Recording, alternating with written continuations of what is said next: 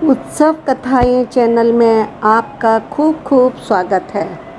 आज हम श्री गीता जी के 18वें अध्याय का प्रथम भाग का पठन प्रारंभ करते हैं।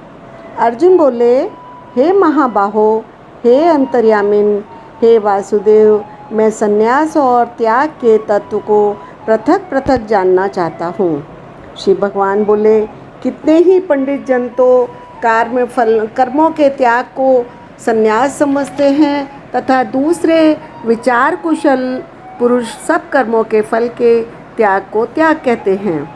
कई एक विद्वान ऐसा कहते हैं कि कर्म मात्र दोषयुक्त हैं, इसलिए त्यागने के योग्य हैं, और दूसरे विद्वान यह कहते हैं कि यज्ञ, दान और तप रूप कर्म त्यागने योग्य नहीं हैं।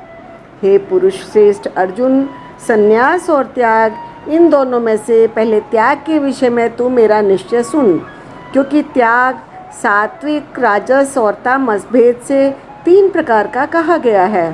यज्ञ, दान और तप रूप कर्म त्याग करने के योग्य नहीं है, बल्कि वह तो अवश्य कर्तव्य है, क्योंकि यज्ञ, दान और तप ये तीनों ही कर्म बुद्धिमान पुरुषों को पवित्र करने वाले हैं। इसलिए हे पार्थ, इन यज्ञ, दान और तप रूप कर्मों को तथा और भी संपूर्ण कर्तव्य कर्मों को आसक्ति और फलों का त्याग करके अवश्य करना चाहिए। यह मेरा निश्चय किया हुआ उत्तम मत है।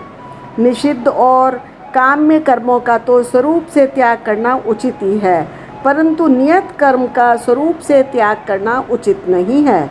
इसलिए मोह के कारण उसका त्याग कर देना तामस त्याग कहा गया है। जो कुछ कर्म है वह सब दुख रूप हैं। ऐसा समझकर यदि कोई शारीरिक क्लेश के भय से कर्तव्य कर्मों का त्याग कर दे, तो वह ऐसा राजस त्याग करके त्याग के फल को किसी भी प्रकार भी नहीं पाता है।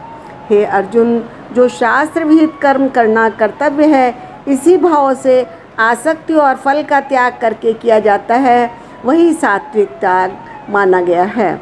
जो मनुष्य अकुशल कर्म से तो द्वेष नहीं करता और कुशल कर्म करने में आसक्त नहीं होता, वह शुद्ध सद्गुण से युक्त पुरुष संशय रहित बुद्धिमान और सच्चा त्यागी है। क्योंकि शरीरधारी किसी भी मनुष्य के द्वारा संपूर्णता से सब कर्मों का त्याग किया जाना शक्य नहीं है, इसलिए जो कर्म फल का त्यागी है वही त्यागी है, यह कहा जाता है।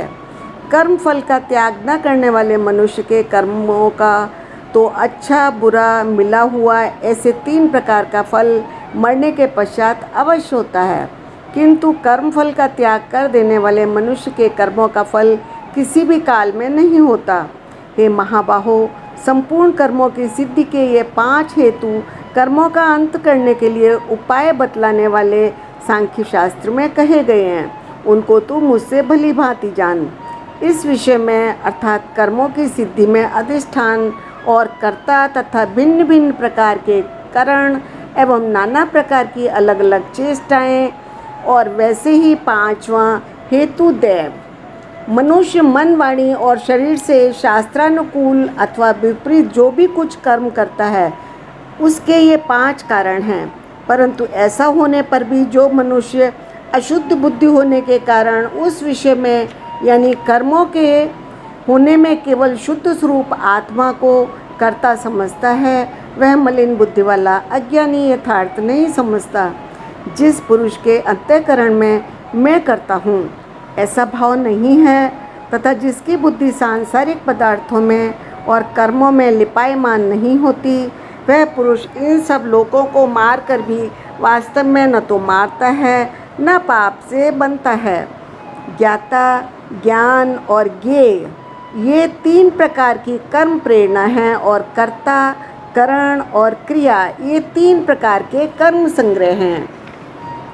गुणों की संख्या करने वाले शास्त्र में ज्ञान और कर्म तथा कर्ता गुणों के भेद से 3-3 प्रकार के ही कहे गए हैं, उनको भी तू मुझसे भली भांति सुन। जिस ज्ञानी से मनुष्य पृथक पृथक सब भूतों में एक अविनाशी परमात्म भाव को विभाग रहित समभाव से स्थित देखता है, उस ज्ञान को तू सात्विक जान। तो ये आज का संपन्न हुआ पठन। अब फिर मिलेंगे अगले एपिसोड में। तब तक के लिए राधे राधे।